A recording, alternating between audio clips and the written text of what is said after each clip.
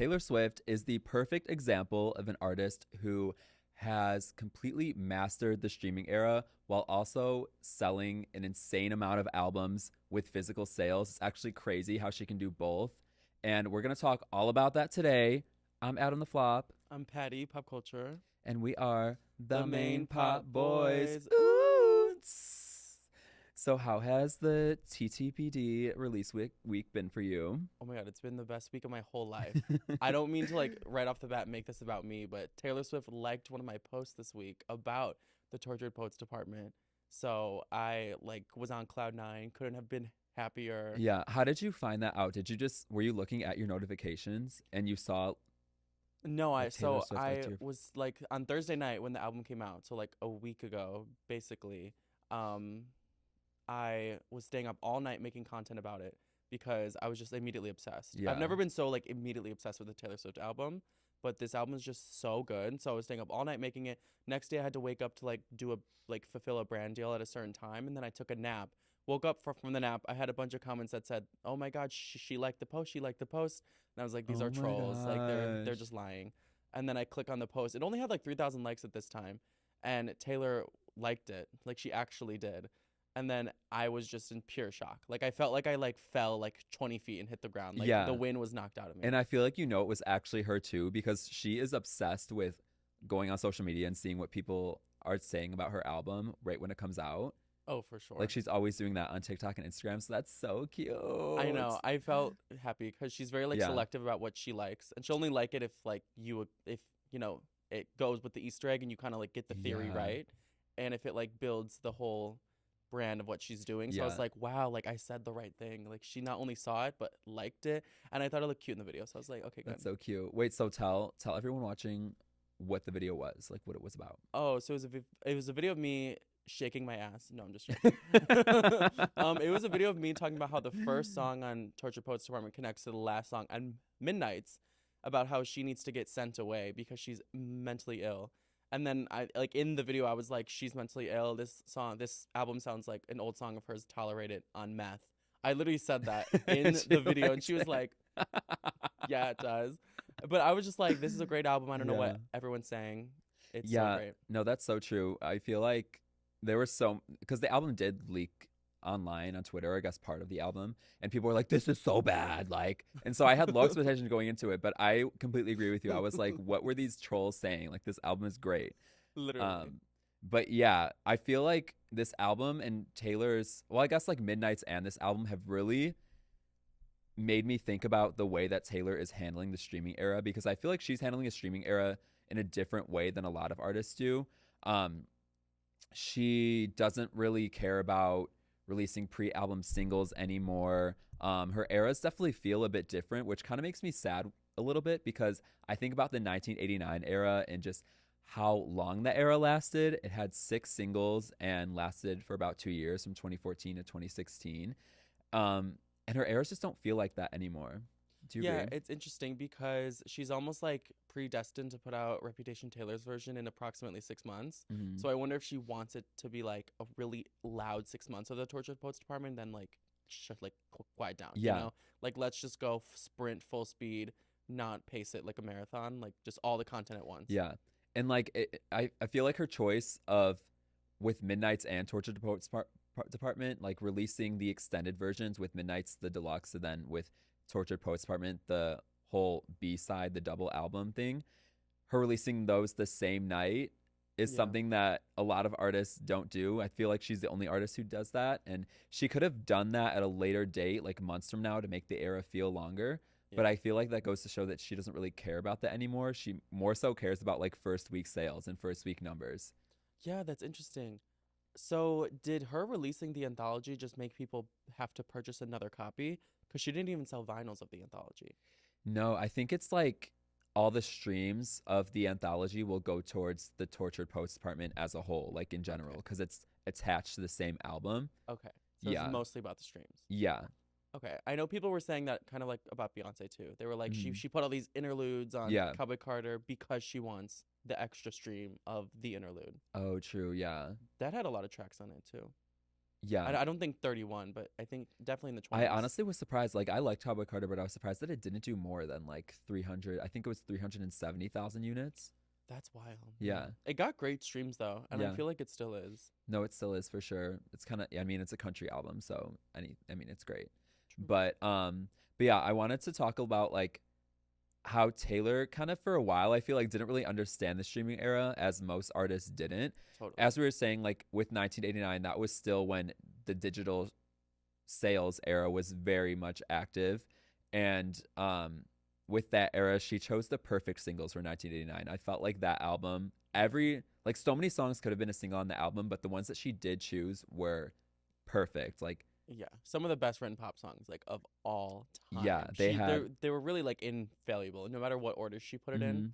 Yeah, I'm gonna go through like the list of singles she released for 1989. Like, absolutely an iconic rollout: "Shake It Off," "Blank Space," "Style," "Bad Blood," "Wildest Dreams," "Out of the Woods," "New Romantics." Yeah, All even the bops. bonus track like New Romantics is like a bop. Did you see that Rolling Stones ranked all 274 Taylor Swift songs and they put New Romantics #2 of all her Wait, I didn't songs, see her that. That's second actually best song crazy. ever? I was like, weird that they didn't even put one of the like official Yeah, singles the on song is really good, but her second best song ever there. is I was actually like, crazy. girl, yeah, I think that deserves a top 20 spot, Yeah, maybe not #2. I feel like it was a good single to like close out that era and to do as a deluxe single. Like, Yeah, that couldn't it have was a been huge like one of the vibe. early singles of the album. No, That yeah, was it yeah. sounded like very different too. Yeah. So I guess like 7 singles total the album had. And I feel like when Reputation was coming out, that's when the streaming era was starting Yeah. to take off more so than it had done before. This was like 2017, 2018. Oh yeah, that was like a clunky ass rollout. 'Cause Yeah. she didn't even put Reputation on Spotify the first week. Yeah, which is actually crazy to think. Like, imagine her doing that now, her not putting an album on streaming. Looking back, that'd be so weird. I remember being like low key pissed and just being like, Yeah. should I buy it? Yeah, But no, then again, same. I only have to wait like a week or two, so it's like I guess I won't. I don't even think I listened to it at first. No, Like, same. I don't think I bought it to listen to it. I was like, if it's gonna be on Spotify, like I'll listen to it. Yeah, But and yeah, there's a decent amount of singles out too, so I was probably yeah, just like, oh, okay, I'll just wait for right, the yeah. rest. But I feel like Reputation was when she started realizing that the streaming era was just like harder to have an era because she was coming off of 1989, which was like super successful. Then she releases Reputation, and she didn't have that much success with the rollout of Reputation. The album was insanely successful, but Look What You Made Me Do was the only #1 hit from the album, and then she had Ready for It, and those were the only 2 top 10 hits. Were those put on streaming immediately? I think so, yeah. I think the singles were, and then the full album when it came out was delayed Slay. a bit from streaming. But yeah, the singles for Reputation were Look What You Made Me Do, then Ready for It, then Endgame, and then Delicate. So there were 4 singles as opposed to 7 from 1989. And the only one that really became a hit, even though Ready for It was a top 10 hit, I wouldn't even consider that song like a big hit. It just kind of had like a high debut and then like kind of fell off afterwards. Yeah, the cultural impact definitely like wasn't there. Yeah, like Look What Me Do is like a hit, Yeah, that was like #1 and everything. I feel like she should have saved Ready for It for the album, because like imagine the gag if you hit play on the album and it starts with that. I literally said that. Yeah, I think that like her doing that as a second single was a very interesting choice. Yeah, I'm trying to think what could have been the second single, but not that. Not Not Endgame that. Either. Do you like Endgame? I feel like that was an interesting single choice in general. No. Beautiful gowns, but but I don't like it. Yeah, Delicate's cute.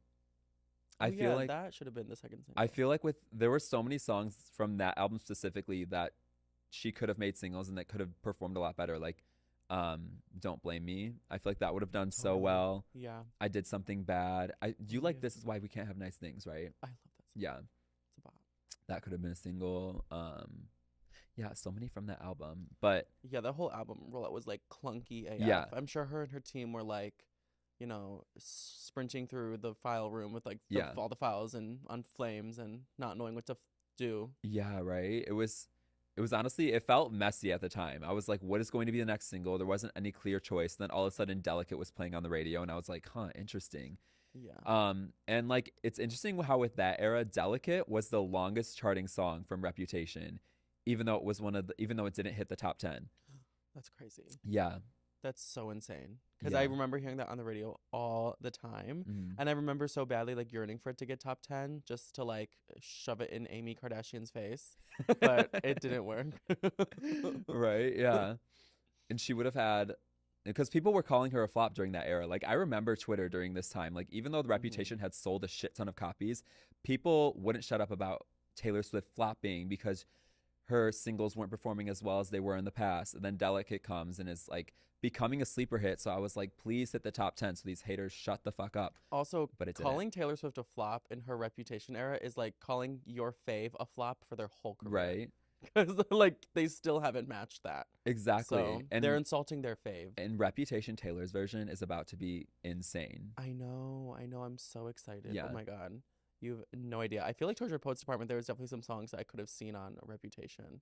There's just some like really angry ass songs. Yeah, Tortured Poets Department honestly kind of felt like a lot of songs felt like Midnight's a bit. Yeah. Which I'm not going to be a hater and be like, oh, this is way too similar to Midnight's. I just felt No, it was I not, felt like no. it was a good transition from Totally. or a good album to release right after Midnight's. Yeah, it's a culmination of the best of her last 3 albums for sure. Yeah, for Evermore, sure. Folklore, and Midnight's. I For think just sure. because it kind of like sounds most like Evermore and Folklore, but like Evermore and Folklore, we're missing like the crucial autobiographical, like tell us a story about your life. Yeah. We need more emotion in these stories, which like obviously those albums were incredible, but since it was deemed fictional for most of it, there was like a slight tinge of like passion, I think. It was more just like an easy, groovy like thing Yeah. to listen to and vibe to, but I'm happy that we get that sound with like also like the deep pinch of like emotion of what No, she's going exactly. through. It's exciting to see fans online have that feeling too when listening to it, because this is the first time in a while where people have been like, okay, who's this song about? Like, which man is this song Yes. about? Like, there's 3 different men that these songs could be about. I know the Whereas- decoding has never been No, this exactly. high. Yeah. Whereas the last time this happened was Reputation, Yeah. when she wrote songs about Joe, Tom Hiddleston, and Yeah. Calvin Harris was on the album, right, too? Yeah. There was a bunch of like stuff going on with the fucked up love triangle of those 3. Uh-huh. So, or Love Diamond. Yeah. Love There's 4 Diamond, of yeah. them. Yeah. Interesting. I wonder if they ever had a It foursome. sounds like a stripper's name. Love Love Diamond. Love Diamond. But yeah, I feel like people next were album kind of title. doing that on Midnight's, but Midnight's was also such like it was cloaked in like such like ambiguity. Like no one really knew what it was about because she was like random 13 nights of my life. Like Yeah. I love that this is like okay, this is the story of honestly, this is the most like quick return we've ever gotten on like her life story because these are songs from late last year, Yeah. last year of what was going on with her and Maddie and her and Joe, and then she met Travis. Like there's a couple songs about him, Yeah. like 3 or 2, but like still like that's super recent. So this is like the most quick turnaround, like real stories we've ever gotten. One thing that people were saying when the leaks came out was like, oh, this album's so annoying. Like the whole thing is about Maddie Healy. And so that kind of had me going into it being like, is this whole album really about to be about Maddie Healy? But yeah, so I definitely like that there was not just him on the album, like different, Yeah, I mean, it definitely was not all about him. The people who listened to the leaks were just trolls. Like, I Yeah. feel like they were just like the Beehive or just some other like maybe the Olivia Rodrigo fans, just like Yeah. haters of Taylor who are like, by the way, this you like be prepared for this Yeah. impending flop. But it was absolutely not. I truly think this is like definitely a top 3 Taylor Swift album. Oh, I completely agree. And like, just even the numbers too, the way this album is smashing right now, which we'll get into. But I want to talk a little bit about Lover after Reputation, because Lover was kind of a mess too with that rollout. And that was very much when the streaming era was super active. Obviously, like Me, she chose the lead single, You Need to Calm Down, and then went into the singles after that, which were she released The Man, and then or Lover, the song, and then The Man, and then that's pretty much it. Well, Cruel Summer, which smashed last year, but Lover was interesting because that era, even more so than Reputation, was more like was even just more confusing of a rollout. Yeah. I feel like COVID definitely played a big role in that, which she has said before, like she was going to make Cruel Summer single in 2020, but then never did. But yeah, this album, like Me and You Need to Calm Down, both peaked at number 2.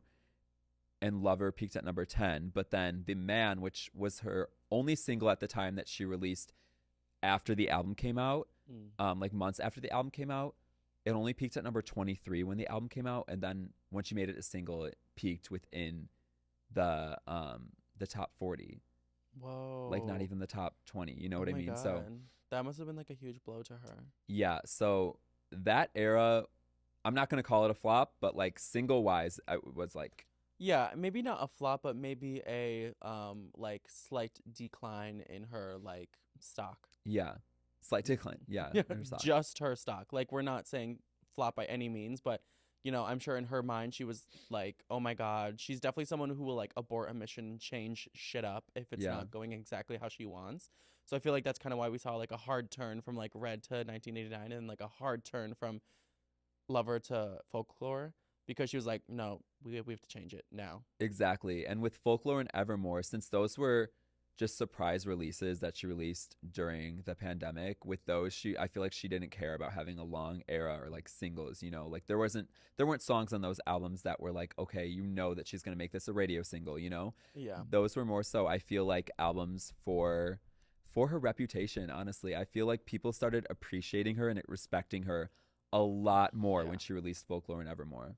Yeah, that was crazy. I think the possibility of being so like omnipresent in like award shows and tours and the critical success of the radio and the clubs like not even being an option during COVID like took a lot of pressure off of her. Exactly. And she was like, I don't feel the need to like leave like yearn for this pop era that she was kind of trying to do for 1999 Reputation and Lover. She was like, let me take a backseat from being a pop star because no one can even be one. And thank God it happened, just because she maybe would have never retreated into such like indie folk music if it didn't. Yeah, she probably wouldn't have. She would have probably just made another pop album during that time. But I feel like when she did release Folklore and Evermore, that was her way of experimenting with the idea of a surprise in general, not just a surprise drop, but like surprise in terms of not having any pre-album singles, which it's actually crazy to think that now Taylor is releasing albums without having any pre-album singles because she loves a good rollout. She loves, she pays very close attention to like, not like the songs that she makes singles, but I guess more so like the idea of having multiple singles throughout an album rollout. She wants multiple music videos and stuff like that. And so I feel like with Folklore and Evermore, that was her way of being like, okay, this idea of a surprise really worked well. So with my next album, that's going to be a pop album. I'm not going to have any pre-album singles. People aren't going to even know the genre. People aren't going to know it's pop. Yeah, we didn't even know the genre. I remember when she was teasing Midnights, I was like, what the fuck is this going to sound like? Wait, I forgot what she even did to tease Midnights. She did that TikTok series where she just she just revealed the song titles. And so with the song titles, you'd think that it could have been like any sounding album. It could have been a fucking like jazz album. Yeah. You know? But she's a pop girl. She loves making pop music. And so with Midnights, I feel like that was her way of being like, okay, like the surprise worked with Folklore and Evermore. I'm just going to surprise this album by not telling my fans what the genre is going to be, not having any pre-album singles. And that worked. Yeah, it's interesting she can even like withhold the genre because like most people, you know, we would just know what genre they were gonna do. But with her, it's like we have to guess the genre. Like that's interesting because she does switch it up that much. Yeah. So which is kind of iconic. Like she could do so many different things. Yeah. Like if oh my God, imagine if Beyonce for her next album she was like, I'm not gonna tell you the genre to the day of. Like that'd be like so exciting. Oh my gosh, yeah. What if we didn't know that Cowboy Carter was a country album? Yeah, until like that. There's just like when it dropped, the photo of her on the horse came out, I would be oh my gosh, yeah. It's like she didn't even announce the title of the album. It's like right when it comes out, you just see Cowboy Carter. Yeah. And her on a horse. This ain't Texas. You hit play and it's this ain't Texas. You're like, huh? You're like, what? That'd be weird. Do you like Texas Hold'em? Like I mean, I enjoy it. It's like a bop. Like I can bop to it, but like I have not on demand streamed it once. Okay, same. Yeah. like if I hear it, I'll like sing along to it. Like this ain't Texas. Yeah. But I have not streamed it. I like to do the woo. Yeah. So. Yeah. We're matching, by the way. Oh my gosh, we didn't talk about that. We are. Unintentionally, we're just those bitches. We're in sync. Yeah, so Midnights, was her first album to debut all when she debuted with the Billboard Hot 100. Her having the top 10 spots was actually Oh yeah, insane. yeah. Her occupying the entire top 10. That was the first time she ever did that, and she's now predicted to do the same thing with the Tortured Poets department. And I feel Tea. like that just goes to show how much she really has mastered the streaming era, because I guess she doesn't need to have a rollout with hit singles anymore, because it's like all of her album tracks become hit singles now, I know. or hit songs. Yes, seriously. It's actually such an interesting concept. The only album I can think of that kind of like popularized like the streaming era where it allows every song to become a hit is Sour. I feel like every song on Mm. that album almost has like a billion Oh my gosh, streams. that's so true. Like if you go to her Spotify profile, it's like the song Happier has a billion streams. I'm like, how does Crazy. yeah, like Every that song song wasn't like a Olivia, single. but genuinely every song Olivia Rodrigo has ever put out is a hit. Yeah. Every single album track is a hit. Every single album track has been on the Hot 100. That's crazy. Her So I whole feel like discography has been in the Hot 100. It's insane. she's like a phenomenon. Yeah. That's so insane. Yeah. But I do feel like, yeah, you're so right. Like every single song off of um Fortnite, sorry, the Tortured Poets Department, um, is like a hit. Yeah. And I feel like Billie Eilish is doing the same thing now. She's like, fuck a single. Mm-hmm. Let's just do a Yeah. huge, album Yeah. birthing at once. Yeah, And and you can pick the single. yeah, no, for sure. And there definitely were artists before Taylor who would drop albums as a surprise all at once, like Beyonce did it. But like a long time ago, you know what I mean? Whereas I feel like Taylor made it a popular thing to do within the streaming era. Yeah. Like for the purpose of commercial Yeah. success. And even like Ariana, even though we had Yes and before the album, she didn't want to put out any single after that. Yeah. And she was like, okay, I feel like this album will be consumed in a better way if people listen to it all at once, as opposed to there being any pre-album singles. Yeah, I enjoyed like hearing the context of the album, and I think everyone did too. And it does encourage you to like get the full meal. Yeah. That's kind of like what Billie Eilish was saying. She was like, I hate when you get a single and there's no context Yeah. to it, because I feel like that's kind of like where Yes and kind of like had a misstep as well. Yeah, because it's 'Cause like a peop- house song and Yeah, there was no context to it, and it being alone when it like people didn't like the take she was taking, but like she took all the other routes and like had a very full like story, but people only got like kind of her playing the bad girl, so they're like, Yeah. oh, like we hate this. But then little did they know on the album there's a song 2 songs before that's like, I'll play the bad girl if you want me to. So like that would have made sense. right. So yeah. I feel like it might be smart not to do a single, but I do love a big pop rollout like in 2014 as well. Yeah. Good thing she's not doing like a pop album though, to be honest. So I don't know. I feel like the pop era is kind of overrated at this point. I like looking back now. Do you think you just like the nostalgia of a long put out pop era, or do you like a streaming give it to me all at once kind of vibe? I honestly liked the nostalgia of it. I liked being a little stan and being like, I wonder what the next single is going to be and Yeah, stuff like yeah. that. Like the anticipation of a next single after a previous single has already peaked was like really fun, just like to experience back in Yeah. the day. The world building was definitely like a slower Yeah. burn too. Yeah. Because you got like not only like the song, but you get their outfits for the video, and the like each single Yeah. would get a photo shoot. Yeah, I guess So like that was each fun. single in a sense felt like an era. Whereas it Yeah. still does now, but it doesn't feel the same anymore, because I feel like the era of singles now are a lot shorter and they Yeah. peak a lot sooner than they did back then. Yeah, it's so strange. Yeah, I know, right? And like I feel like Teenage Dream is a good example of that too. Like there were a shit ton of singles from that album that were all smash hits. Yeah. But could Katy Perry do that again? No. No, not even like Honestly, not I even was- Taylor Swift. I mean, Taylor Swift can have like can occupy the entire top 10 on the Billboard Hot 100. But if she did a spread out era like Teenage Dream, she wouldn't be able to do that, you know? Yeah, I think only the first one would like hit Exactly. the, Yeah. the high note. Yeah, I agree. Taylor's supposed to get the top 12 spots, right? I think so. I think because I think the fans were Ooh, like, let's try to get the that's top fun. 15 Yeah. online. Yeah. That's so fierce. Yeah. That's so exciting. I hope she does, and then I can say she's Michael Jackson level famous again and just piss everyone off. But yeah, this is the first album. Like she really does not have any like commercial sales contenders. I'm not gonna say Yeah. she doesn't have any peers, because like obviously she does. Like people make just as good as art as her, but she Yeah. goes for the commercial success. Like that is her goal of life.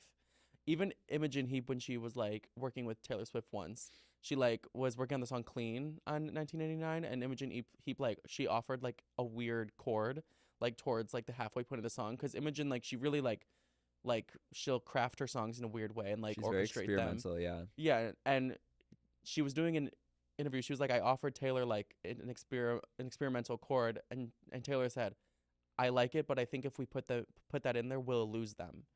And so Imogen Heap was like, at that moment, I knew her main goal was commercial success. Yeah. And so it's true. Like, I don't think that's Beyonce's main goal. I think Beyonce's main goal is like the cultural like movement of it all, which is equally as important. But I think Taylor's main goal is like commercial success. Yeah. So like, what do you think she did right to like maximize? Because not only is she selling, not only is she getting over 1 billion streams in the first week, and then selling like 2.3 million copies, right? Yeah, I have the exact number right here actually, which I wanted to bring up anyway because it's actually insane. She sold 2.6 million units in its opening week, making it That's the second crazy. largest debut ever. And peer sales were 1.9 million units. Is that because I heard she sold more vinyls than the last person to break the record, which was Michael Jackson. She sold more vinyls than him in the Yeah. first week. Which is insane during How the do you- streaming era. But like, let's like really lay this out for the people here on the Main Yeah, Pop Boys yeah, podcast. yeah. How did she truly do that? Like, even if we can like talk about it all day, I still don't get how she did it. Yeah, the idea of selling that many units in general is crazy, but for the units to have like so many vinyls with them is insane. She put out Because- 9 different vinyls or Mhm. 4. I forgot. That's such a big difference. But I was like, wait, was Midnight's the 9 or was this the 4? I feel like, was this the 9? Because she had the four different bonus tracks. Let me Maybe just it look was it the up. 4 because she had the 4 different bonus tracks. Yeah. And okay, then okay. um, 4 different vinyls. yeah. Which I know a lot of people give her hate for, like making multiple variants of vinyls and stuff like that. But she truly does care about commercial success and breaking records, especially. There's 4. Yeah. Yeah.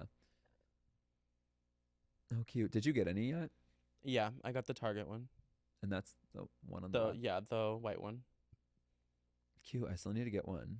Yeah, I don't think it has any bonus tracks. Oh no, it does. It has the manuscript. Yeah. But now all of those are on streaming. Yeah, So it's I like, just listened to it on Spotify. yeah. It's basically just a poster to me. Yeah. So- I don't even have a record player, but I have so many vinyls. Yeah, And they're all just like, I mean it's laying out. cute, but like why Yeah. why would I just not use my banging ass speaker instead right. of No, like a it's- vinyl player? instead of a record. Yeah, I know. Yeah. But yeah, it is cute to like collect vinyls, and like obviously I feel like Taylor Swift has made it like almost a priority where if you're a Swiftie you have to buy a vinyl. Yeah, it's like you pledge allegiance Yeah. to the Swiftian God. You have to. No, exactly. vinyl. If you consider yourself a Swiftie, think twice if you don't have a vinyl of hers. Did you see what Donna Kelsey said about the Georgia Pope's part? That's like so cute. She said it was her favorite Taylor work Yeah. ever. It's very cute. So is it yours too? Your favorite? Do you agree with Donna? Yeah, I do. I mean, I feel like we haven't lived with it long enough. Let us know in the comments if you guys think it's your favorite, because I'm still torn about it. Taylor's work is just so prestigious and so Yeah. good. So it's like, I don't know if I can immediately say. I do think I like it more than Midnight's. I see a lot of people just right off the bat comparing it to Midnight's. I like it more than Midnight's. Okay. Yeah. How about you?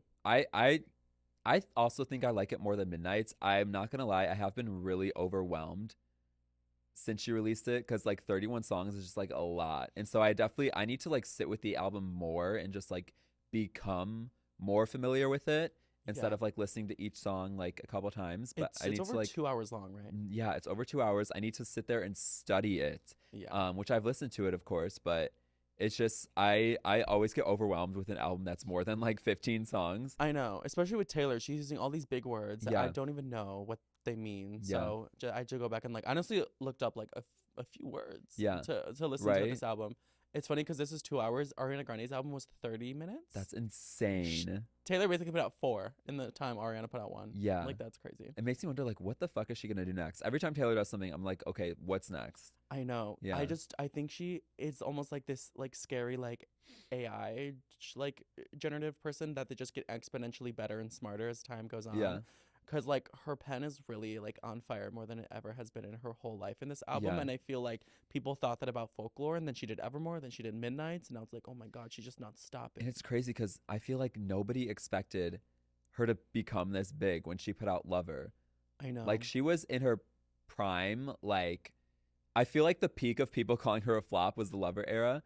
For sure. And And I then, think, I mean, we saw a bunch of people, you know, in her age group, like Gaga and Katy, definitely start Yeah. to. Now, I wouldn't say like flop. Like, when they're so famous and iconic, like, they'll never flop. But I would say like plateau. Mhm. You know, I would say plateau, but not flop. No, exactly. I feel like Taylor and Beyonce have really like changed it when it comes to, you know, artists getting older but still remaining very much the Yeah. top of the They're like getting industry, this attention very as relevant. if they're the most young, fresh, hot thing. And I Mhm. love that. I think it's so cool. Yeah. And Taylor's still so young. Like, look what she just did in the past 5 years since Lover's release, which Mhm. was almost like exactly 5 years ago.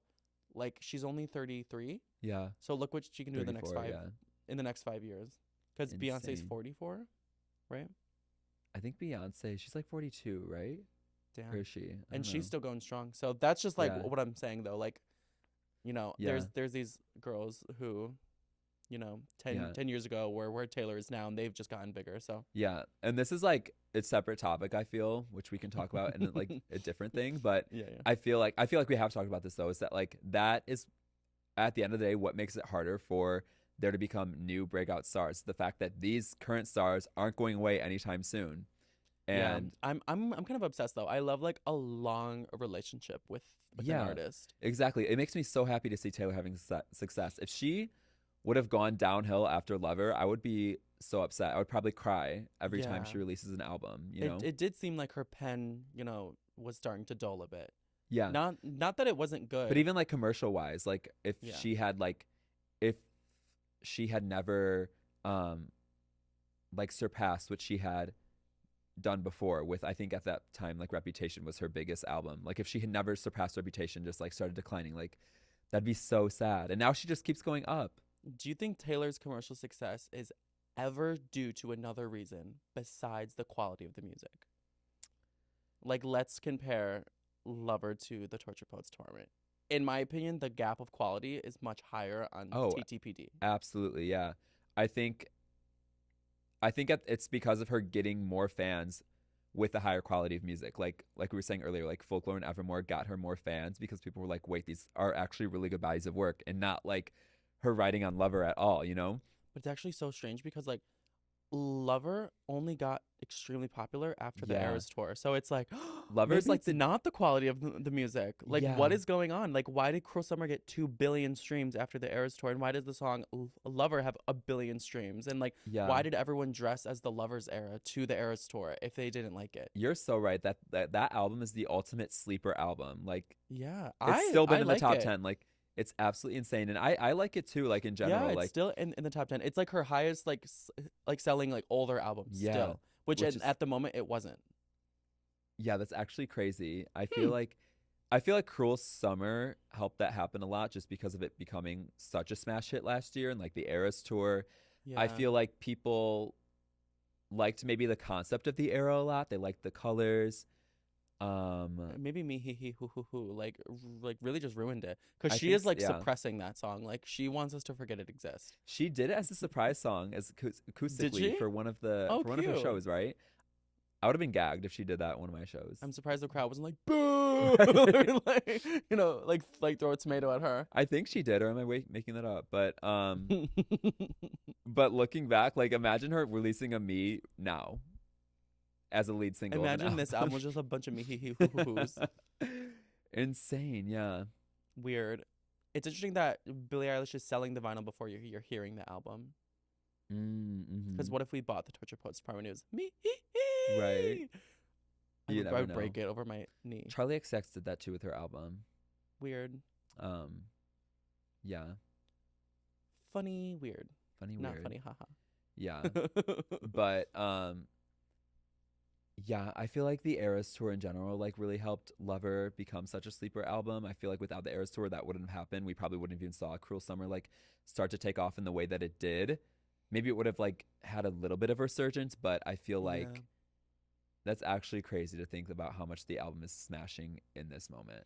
Bold of her to even open the Eras tour with Lover. If it was I her feel like least maybe it selling was maybe it album. was that too. Like her opening the Eras tour with Lover just made the album even more exciting, and maybe that was her strategy with it too. Maybe she was like, okay, this is the album that I feel like is the most underappreciated. Let me start off my Eras tour with it so people are excited about it, and it leads into like the rest of my show, you know? Yeah. Yeah, I just thought that all was very interesting. Yeah. So I guess like I feel like let's really dissect here how Taylor Swift has this massive feat in the sales she's doing, Mm-hmm. cuz I would say we can start with the flat line of like 2019 and like what changed just since then. I think the first thing that changed was Evermore and Folklore, like reminding people of like the quality she can put out, and like that got her the respect and like the critical respect that she was like yearning for so bad. Yeah. And then I would say like after the pandemic, everyone was like so excited for her to go on tour to do these things. So like the Eras tour, like just garnering her all of that success and attention, which was so smart to do, because the next thing that helped her was like the re-releasing of the albums, Yeah. because it kind of like made people remember her and cherish her for her old work, and like remember why they loved her and all the quality of those albums. So not only are you getting the most quality new album she's ever put out, you're reminded of the quality old albums that she put out. And then when she goes on the Eras tour, like her name is everywhere, every day. The fame is at the highest peak. You're hearing her best music, her best art. And then she puts out Midnights to capitalize on it, which I think is, you know, a very critically acclaimed album as well. So I feel like her fame is just at like the highest stature that it's like ever been. But the key components are like the critical success again, the re-recordings, and the Eras tour. Yeah. And Midnights was just a smart thing to do to like keep the machine going. Yeah. And then she just like changed her rollout to fit how can I get the most sales. She was like, let's surprise drop 31 songs and get the most streams from that. Let's sell like 4 different vinyls at the same time. Yeah. I don't know. I guess she would. Do you think she would have sold 1 million units with no vinyls?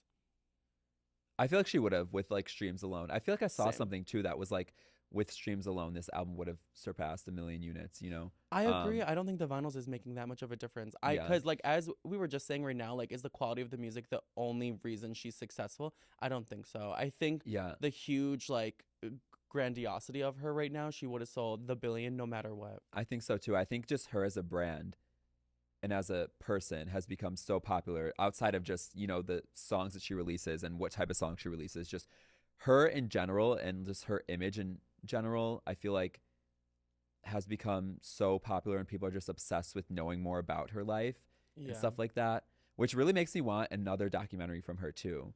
Yeah.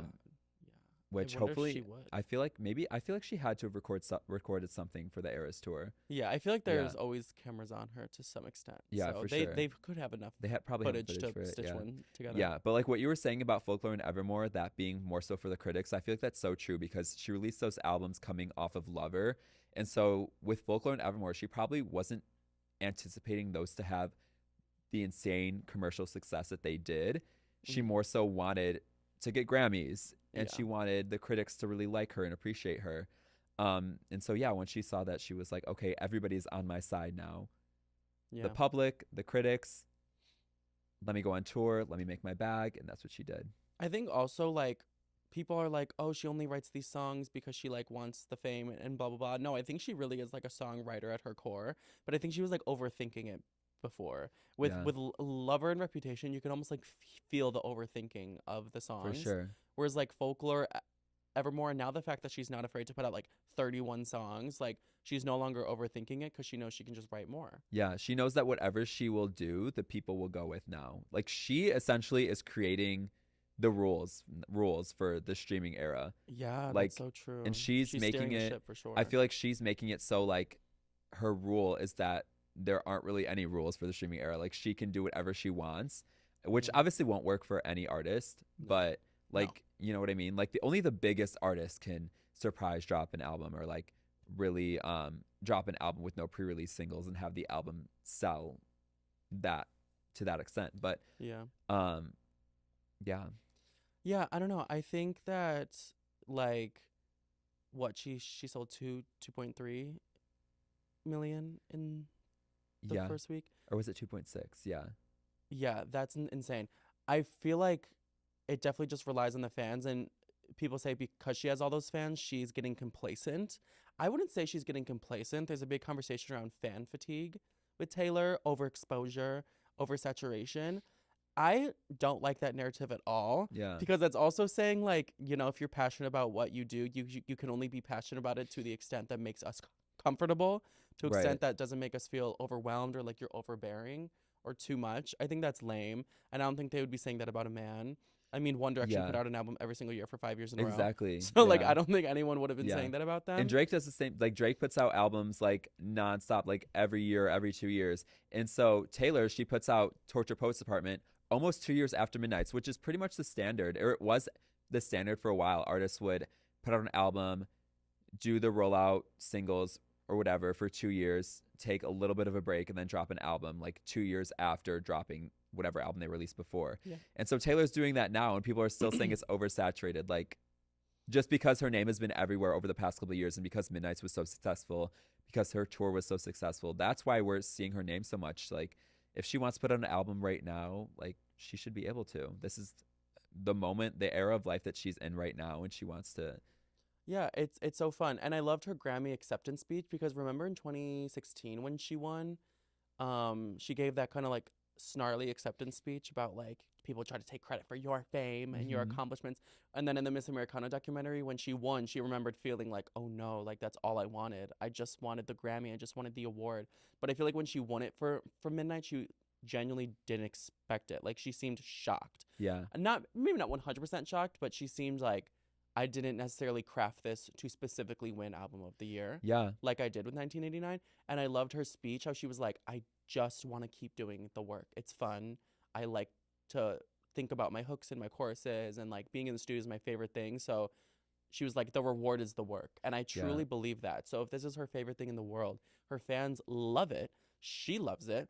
It works. Why would someone want her to shut up? She genuinely loves making music. And yeah, like, are you guys just going to stop doing what you love because people are like, oh, you do it too much? You know what I mean? Annoying, like men are like, not, she's at the football games and Exactly. she's on the radio and And like, and people are like, oh, she needs to stop working with Jack Antonoff. But think about how much Taylor makes music, which is probably like every day. She's probably in the studio like literally every day. right now, yeah. If she's doing that, she wants to be in the studio with her friend or like with someone that she trusts and cares about enough to like be vulnerable and make music with them. And so imagine her doing that with like a random producer. Like, no, she wants to do it with her friend. And like, I totally get why Jack Antonoff is still her producer to this day. Yeah. Yeah, I mean, that's like her favorite place to go. That's her retreat to go to. The studio's her home. Yeah. Yeah. Seriously. So I don't know. I'm just happy for her. I don't like when people are like just trying to shit on people's success or just finding any reason to hate it. I feel like no one could find any genuine critique of the album.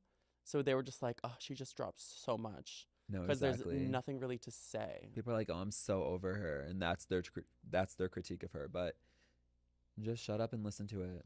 Yeah, I don't know. I like how Taylor's like she's popularizing being like a workaholic. Yeah. She's popularizing like being an insane like Virgo type A like overachiever, and I don't know. I think it's fun. Yeah, I feel like she doesn't care about taking long breaks from the public eye anymore to wait and drop music. Like, she would never do this now, what she's doing now. Like, back in the day, she would have waited a while, like, let her name drift away from the public eye for a while. Yeah. But she doesn't give a fuck now. She's like, okay, people are talking about me. I don't care. I'm going to drop music right now. And, Yeah. you know, And I think that could be a capitalize on lesson to, all the pop girls who I know stream our podcast, the main pop Yeah. girls. We know you're watching especially this. you, Normani. Ava Max. We know you're watching this, Ava and BB, Kaylani. We know you're all watching.